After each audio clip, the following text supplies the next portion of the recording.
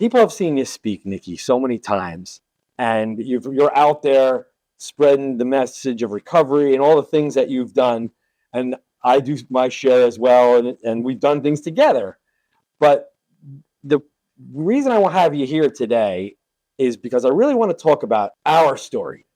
You know, we've told bits and pieces in some of our live presentations, but we really have a unique situation. So I thought it'd be cool to just get this documented and talk about what you and I went through together, because it really is a unique journey, and we talk about it on the side all the time, but it'd be nice to have it out there for people to see. So why don't we start how we met?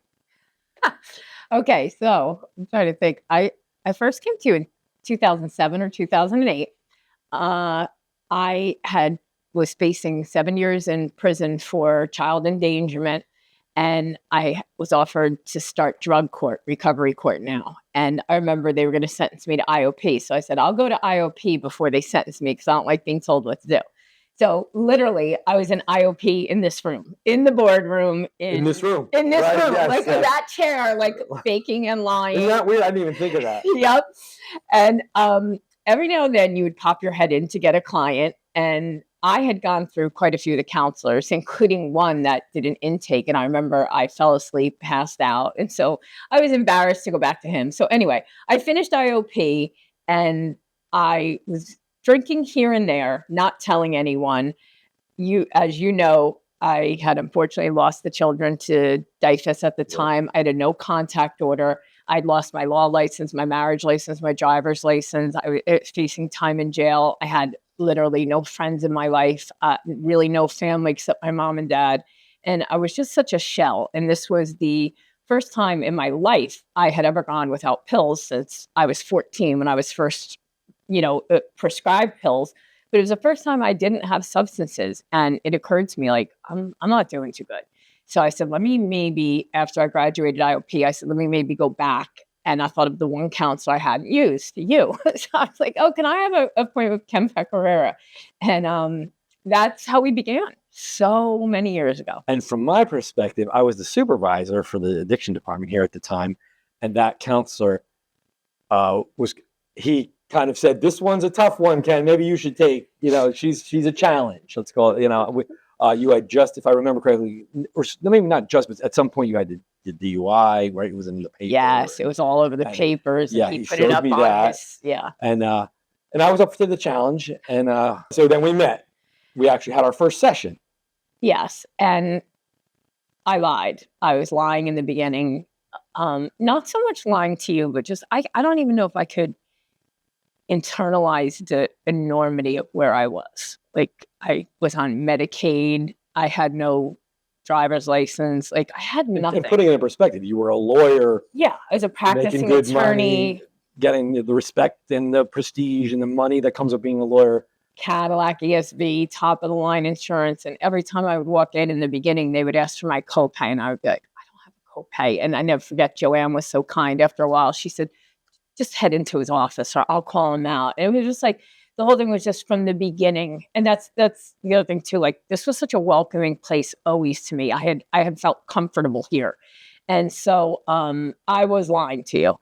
And I think at some point you were just like, okay. And I knew you knew. And I was just like, if nothing changes, nothing changes. And you had like a couple of these different slogans or something. Like, I remember you said something about like charging the emotional credit card. And I was like, I'm bankrupt. I was like, he just said certain things that were a little more, real, I guess. I always felt like when I sat in someone's office, like they were up here, I was down there. They just pitied me, shook their head, and I was abrasive. There's no other way to say it. That was my defense. Kind of my restrictive solution was outspeak people, talk about things that I thought people might not understand because I couldn't let anyone in. And so accidentally, I think I let my guard down. Well, hopefully it wasn't an accident. It wasn't intentional. I'm not going to take credit for it at the time. It wasn't intentional. There was no conscious decision of like, I'm going to turn my life around. It was just like the disarming nature of you that made the environment more comfortable. Yeah, and that's what I'm fortunate enough to be being trained here at CPC, we get we're going back 2001. I started here, and it's always been be client-centered, treat people like people. That's one of the reasons I've stayed here so long. It is. It's our culture. It's the culture here. Absolutely. Yeah. Yes. I mean, people are going to learn now you work here, which is that's one of the most amazing parts of the story. So, and I remember the first session, we've talked about this as well, your first homework assignment, here you were with this history of all these things going on in your life. I'll let you share about, but I remember my first homework assignment was, I gave you almost like a prescription. Yes. I want you to say no. Yes, set a boundary. You can't lie about it. I'm set a boundary, and you can't. And I was like, let's shoot low. Do it once in the next week. Yeah. So we talked about that too, because again, I didn't have an identity. I just tried so hard to fit somewhere, whether it be people pleasing, whether it be arrogance, whatever it was. I just tried to, hi, yes. And, again, even in IOP, everything was fake. And you told me a boundary. And, again, I pride myself on being articulate. I was like, what is a boundary? What do you even talk about? And then when you added in the caveat about not lying, it's like, if I said I can't come, I can't say I can't come because I have another appointment. I have to say I can't come. No flat tire. Yeah, no lying. And I was like, whatever. See you next week. And I just remember. And then one other thing too, from very early on, I don't know if it was the first session, but it was pretty early on, again, with things you would say. I talked about what was going on in my brain. And again, I laugh now, but it was so hard. It was so, like my mind raced all the time, painfully. I didn't know if I wanted to drink, take a drug, or really kill myself. I came to you in 2007 after I tried to die by suicide. So yeah, it was bad. And I remember you asked like so sincerely, do you practice thought stopping? And I'm like, thought stopping? I'm like, if I could thought stop, why would I be here? I'd be an attorney. And I wanted to almost ask you, like, that's not possible. And then you showed me how to manage thoughts. I never knew we could do that. I thought they hit and you're stuck. So yeah. So, but then the boundary thing too, that was, And also I remember you saying in other times when we spoke about the mental health piece and how, because I was, raised here, so to speak, and integrated care is in the water here. We're not just addiction people, we're substance use. It's co-occurring, and we're looking at mental health. And how did that weave in for you? Well, again, I want to say it was like 3 or 4 months maybe. And now I was bordering on being honest, but not being completely open. So there were some areas I wouldn't go to, but I was being very honest with you, especially about the difficulty of my thoughts, the intrusive thoughts, the inability to sleep, the inability to, again, thought stop, set a boundary, didn't even know who I was. And you had said something like, how maybe you need a medication adjustment, or how's the medicine work? And I was like, what medicine? I was like, I don't take medicine. You were like, you don't see a psychiatrist? And my heart dropped. I remember like, this is the first person in my life I've ever been remotely honest with, or has been near me when I'm being honest, again, like when I could go play. And I was like, and again, in my mind, what I heard, and this has been life-changing to me when I serve people, I heard you call me crazy. I heard you say. I didn't actually say that. You did not say that at all. You said you heard something it in your own head. Right, yes. And Ken, I went home that night and I remember crying.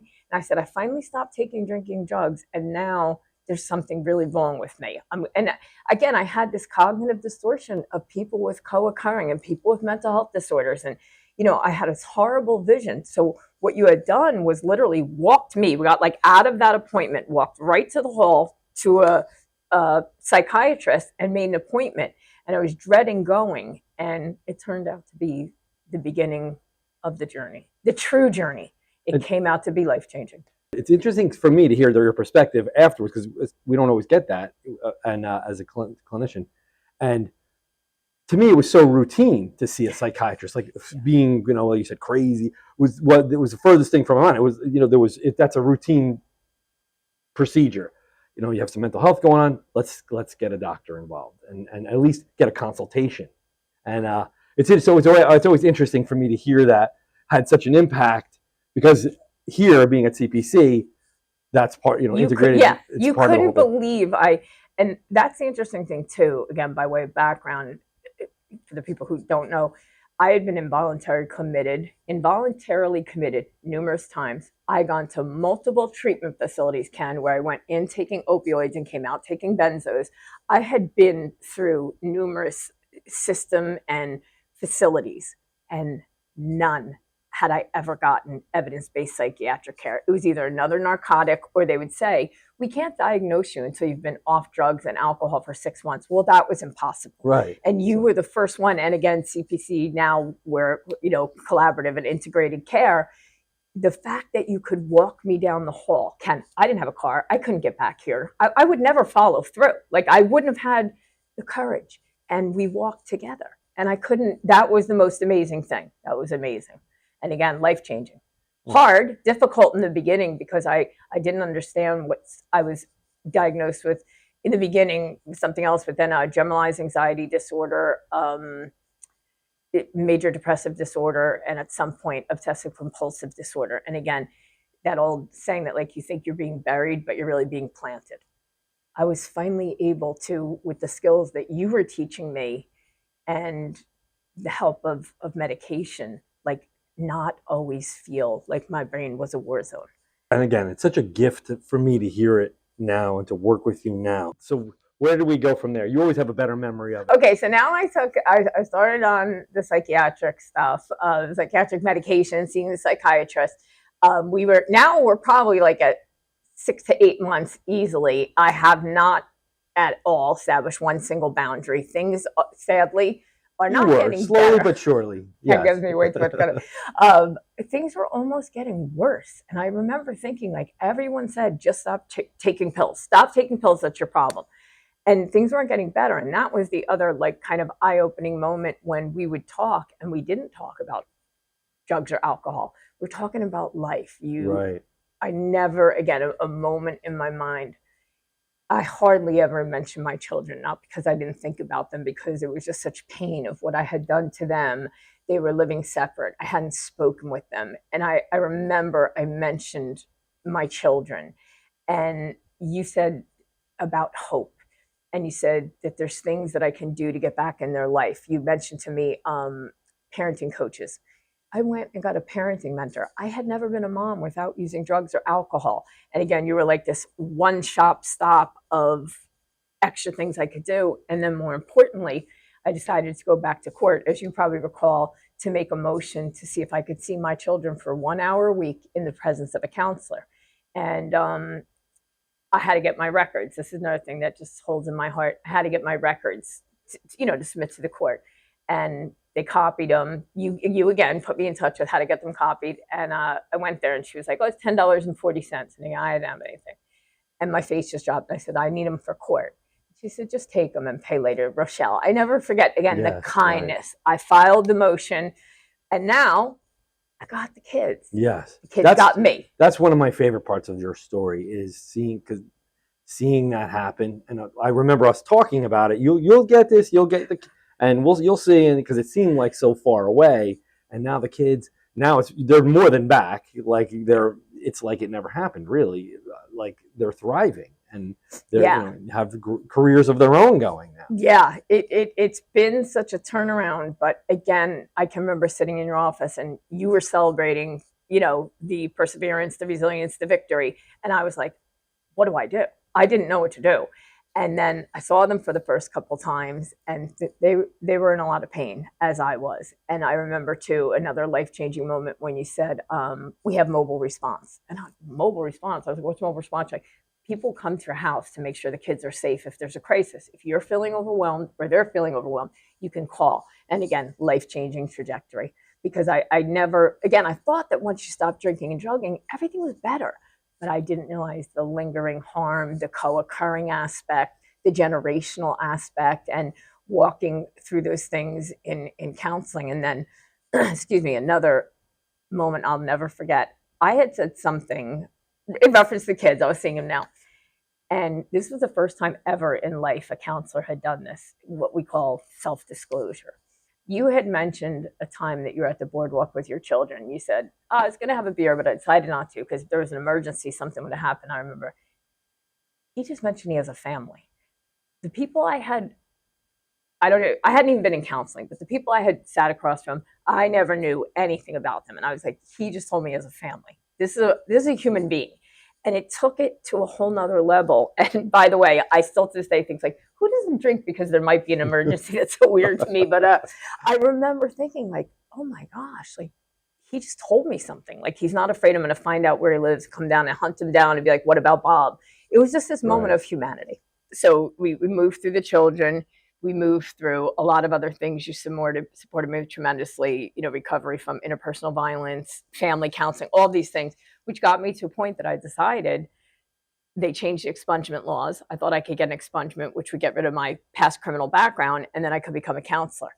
And you said, yeah, you should go. Of course, go. And I was telling you about the schools I was applying to. And so anyway, I was going to become an intern here. And you said to me, if I become an intern, we have to stop the counseling relationship. That was it. And it was a really, really, I love CPC. I was a product. I was a result of CPC. I knew I wanted to learn from people here, but I didn't know what I would do without the counseling relationship. Because I still had to live, to your point. I still had to live. I still needed skills. I still needed to learn those things. And I was really uneasy. But now you're teaching other people the skills. Yeah. So.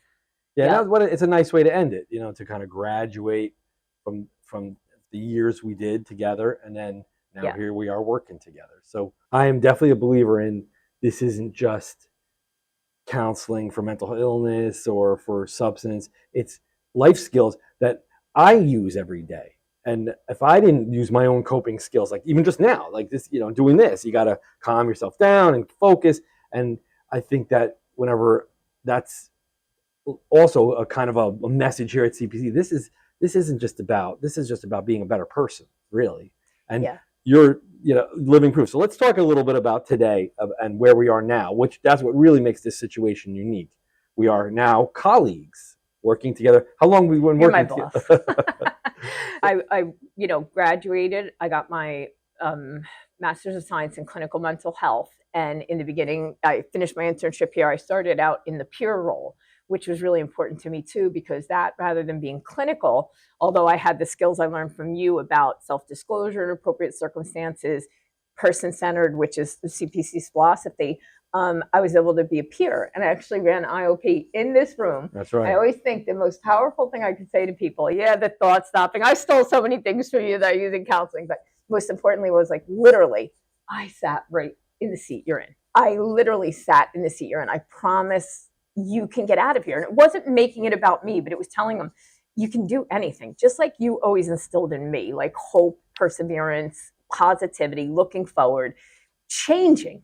That change is beautiful. And so, so I ran IOP here, then I became, full-time. And now, we work together, we collaborate. You remember correctly, during COVID, they were short on staff and I had to I did the IOP online during the height of COVID. And you were an intern at the time. We got to do it together. Yeah, that was, to me, that was amazing. Like I can get emotional just thinking that. It was so beneficial to work with you. I saw how people responded to you, and I was like, she's got it. You're in the right field. There's no doubt about it. Yeah, and again, I think that speaks to the genuineness and authenticity of our relationship through all those years. Like sometimes when we recall things, you'll have something from your vantage point that I remember again very differently. Like I always think of the time you used to tell me, picture yourself well. There's like a bridge and you're going over the river and you're well over there. You can fill in from there. Yes, and you said something I repeat all the time because it helped build my sense of empathy. You were like, yeah, I can do that. I see it over on the other side, and there's a bridge there, but it's got barbed wire, minefield, and all those things, and it's a really difficult road. And that's a great analogy, but you traversed that road successfully. And it was a long, we're talking about, we did 10 years, right, of counseling. Yeah. But now how many years, you've been 15 years since I started here, 16 almost. So this is a long time. And look at the results. You went from, the cliche is the jails, institutions, almost death. Yeah. To I overdosed twice. Yep. Successful counselor, reputation, making changes out there in the community as far as your advocacy work. And to me, it's such a gift for me to be along for the ride. Honestly, I look at it as such a blessing for me to have been part of something so amazing. And because usually you do what you do, and then the people move on, and you don't really. But now we get to, who gets this? So it's awesome. So Yeah, no, I remember coming to your IOP again as an intern role. I just remember feeling so safe and so at home. And the other thing that I think I learned from staying at CPC was, to your point before, life skills. I haven't taken a drink or a drug in a really long time, but I still do have mental health challenges. I still do have anxiety. I still do have very bad depression, my obsessive compulsive orders, And I didn't realize that you could still live a completely full, happy, productive life with all of those. And there's ongoing continuous support. I've been in psychiatric care the whole time. I'm still in therapy, although not with you, but still, like, Ken, that's what we've learned. And then most importantly, this is what I've learned from you kind of on a personal level, is the giving back. Like, I only keep what I have by giving it away. If anyone asks to do anything extra, you do it. And that's how I learned on a professional level that, somebody says, can you cover for vacation? I, of course, do. Not just for them, but for, again, the people we serve, because it's person-centered and it's about life. It's like the second, third, fourth, fifth chance that I get. And yeah, I love working here. I love working with you and providing, the same kind of integrated and whole care that we can, because it's about so much more than just substance use disorders. Finishing a program, graduating, and being done. It's a constant process. So if anybody else is watching this, maybe a counselor to help other people, or somebody who needs help, but what are some things we could say to provide that hope and to close it out in a nice, positive way? I think like the most important thing, and it's sometimes, I don't know if people really understand what it fully embraces, but the lived experience. I just think that it's priceless. I went to Monmouth University, graduated with a 4.0, studied everything, did everything, learned everything. But Ken, the interactions I had through learning from you, but learning as a client, then learning as an intern, now learning as, again, you say colleague, I say, but like, under you, has just given me a perspective that I don't know that you can teach. Obviously, I'm not saying every counselor needs lived experience, but on a daily basis, I implement something I learned up in your office. They're working peers into almost every grant program, and that lived experience it gives such empathy, and and you can see how well you engage with other people. It is definitely your skill. You can connect with people of all kinds. I'll tell you. I mean, we all know that here, and not just people who need help, also other people we work with as well. People are everywhere I go. Hey, Nikki. I mean, I remember the thing with former Governor McGreevey, and he knows Nikki, and everybody knows Nikki. It's because you're out there, and your reputation, precedes you now because of what you've done, and it's amazing to go from, again, where you went and to be where you are now, and to still where you're headed. It's a great story. So I'm glad we were able to put this on video. I think there's even so much more, but I think we got a good, there's 10 years of, we're encapsulated, yeah. But it's truly amazing. And to me, I'm so glad to have been part of it. Who knew that day when we started, it was going to be this, the situation where it's been such a learning experience for me, and I'm so grateful. Yeah, I am so grateful too, Ken. And I love whenever we get to share together, because I think of the things that stood out to you versus the things that stood out to me. What I heard, what you said, like, it just reminds me every day of like the beauty of the counseling relationship, the beauty of being person-centered. And, you've encouraged me, you've supported me. And I always say to you, if I never heard the name Nikki Tierney again, I'd be so happy. I could just be a professional. I could just be Nikki.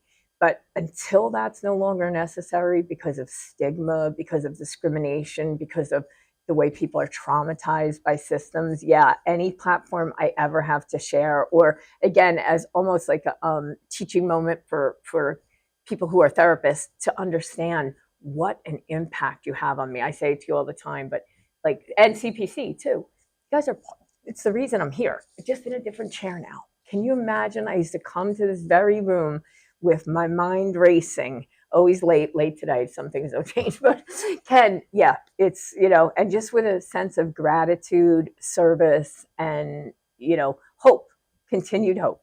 What a great note to end on. I really appreciate you doing this. Oh, it's and my being pleasure. willing to share and being so open about everything, your history and everything. So, it takes a lot of courage to do that, and I appreciate it. So I love always sitting back across from you, just like we used to for so. I mean, when I think about some of the things I've said to you, our way of coming to therapy, not even been able to, the tissues were always there, and so it's so I can never thank you enough, Ken. Likewise, honestly, it's been a gift, really. So.